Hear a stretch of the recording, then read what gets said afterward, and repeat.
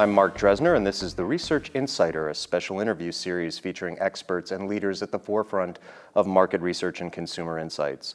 The Research Insider is brought to you by TMRE, the Market Research Event, the largest and most comprehensive conference in the world dedicated to elevating the business value of insights. Joining me today are the winners of the 2015 Next Gen Market Research, or NGMR Award. Welcome to you both. I'm going to start here with introductions of Carol Cunningham. She's the VP of Consumer Insights and Business Strategy for BET. I also have Oliver Hayward. He's a partner and responsible for the Hub platform at Holland Partners, which is the winner of this year's Innovative Research Deployment Award. And Carol, did I mention, is the winner of this year's Individual Achievement Award. On either side of the winners, we have two distinguished individuals from the NGMR judging panel who really need no introduction, but I'll introduce them anyway. To my left is Tom Anderson. He's the CEO of Odentext. And on the far left here is Ms. Kristen Luck. She's the president of Kristen Luck Consulting. Welcome to you all. Thank you. So why don't we get started with Kristen?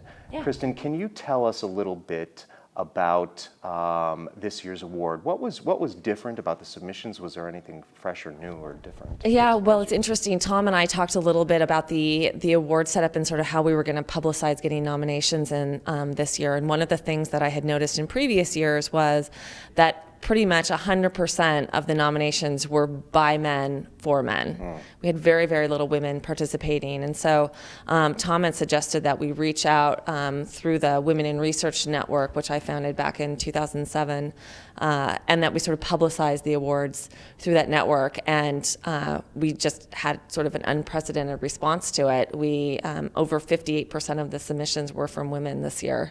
And we, although the awards are based solely on merit, we did end up with two female winners, both Carol and then Betty Adamu, who unfortunately couldn't join us today. But we're really, really pleased with the result, and I think that we saw, a huge number of submissions that I think that we wouldn't have seen in previous years. Yeah, that's fantastic, and very competitive. Yeah.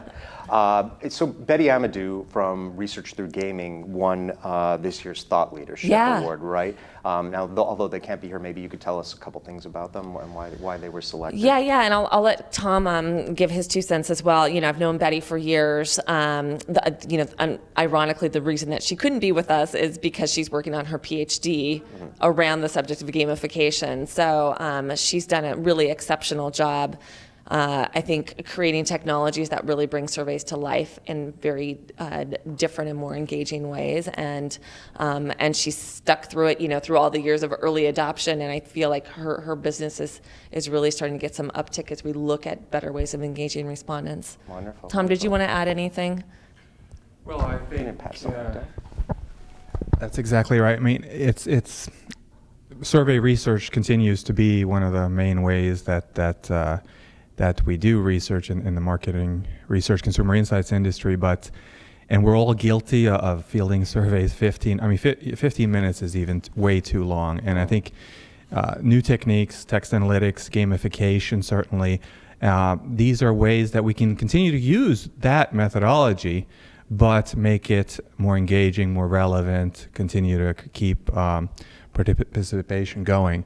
And Betty has been a strong champion for gamification and has really helped people to take notice of that, so it was well deserved. Yeah. Tom, give us a little bit of background before we actually talk to the winners here of the award itself. What can you tell us about the NGMR Award? I know you're in your 6th year now. Yeah, it's again, it came out of the Next Generation Marketing Research community on LinkedIn with over 20,000 members. That was founded back in 2007. Back before this whole trend of new or next that has taken hold, where people were still doing, we were doing online research, but that's about it. It was founded initially to understand and help people use data mining, text mining as well. Those kind of techniques that have had promise in other fields, but were slow to adopt for some reason in this field. And since then, it's come to mean a lot of other things. including social media monitoring, neural science, and so forth. And some of these techniques are newer than others, MROCs, what have you. And so each year now we ask the group to submit nominations for people who they think are innovative. And innovative here is more than just new. It's also has to do with having some adoption and being tested. And so that's an important thing here. So yeah, please, it's something that we need in the research industry, continue to innovate. Because there's competition from every side, and we just have to continue to get smarter.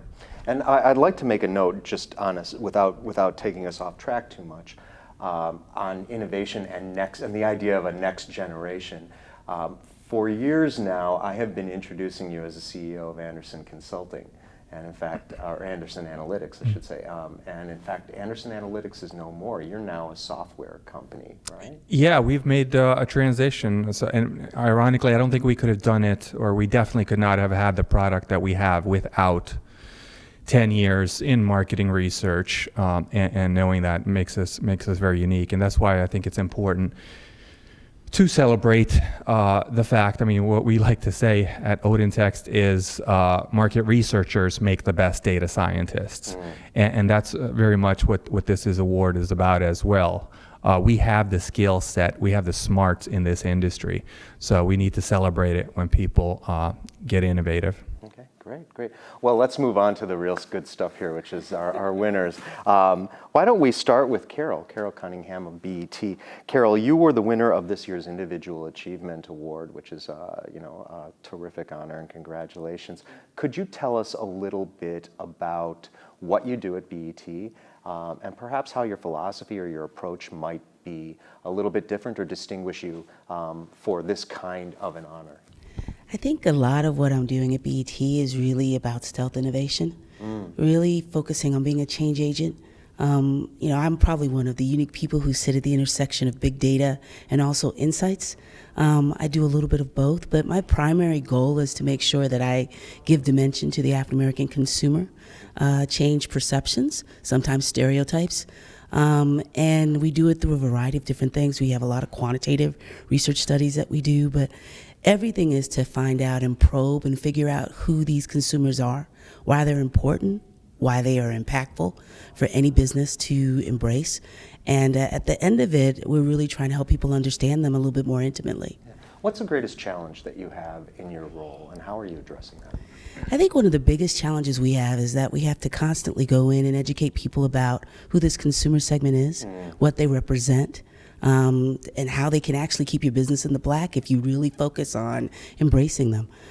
So a lot of what I end up doing is helping people see them beyond what they know. Right? So we will do studies on the color of beauty, because one of the things that we know is that African Americans really do have their fingers on the pulse of what's hot, what's next, and what matters. And they really are culture catalysts, and we need to have people understand that a little bit more. Yeah, great. Well, thank you very much, and congratulations. Oh, thank you.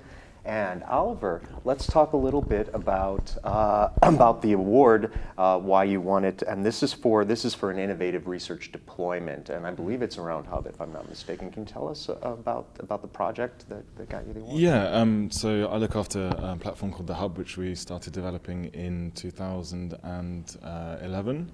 And it's a platform that I started working by myself, and we now have a specialist department within Hall & Partners that looks after that.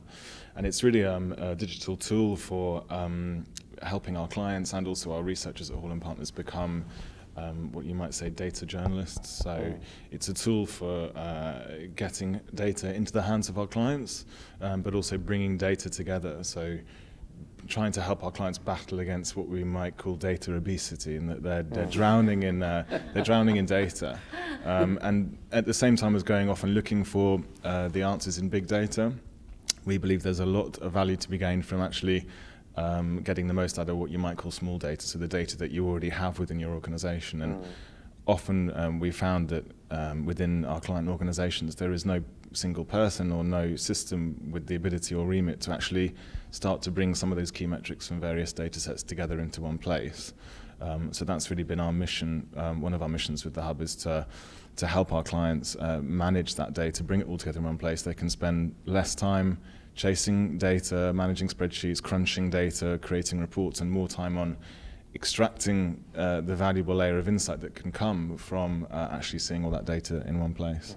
That's an important service there, because we're hearing quite a bit about that, actually, to be able to do more with what you have versus just piling on, right? Precisely, yeah, exactly. And it also helps our researchers at Hall & Partners as well, because we have the product has been built to help our clients, but also to help our business strategically, because our researchers need to spend less time manually producing chart after chart, more time on the same challenges that our clients face, more time on extracting the insight and acting as consultants and journalists, and even better than that, on the wider picture of multiple data sets, not just focusing solely on that rather narrow focus of primary research. What's next for Hub? Do you have any thoughts on that? I am getting really excited, and the team is getting very excited about the notion of storytelling, which I know is a bit of a buzzword, and everyone's talking about storytelling. They have been for a couple of years, but I think a lot of tools that are similar to the Hub, they do a very good job in helping people get to the story, but they don't do a very good job of helping people share that story and tell that story within the same platform.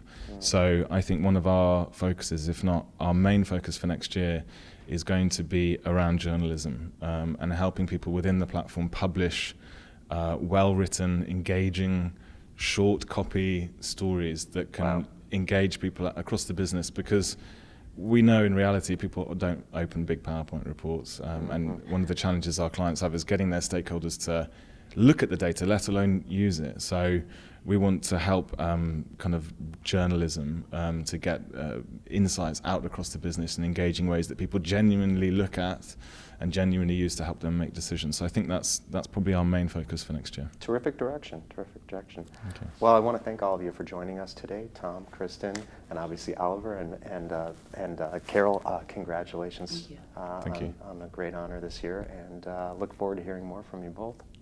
Thank you. And that concludes this episode of the Research Insider. If you'd like to learn more about the Market Research event, please visit us online at www.themarketresearchevent.com.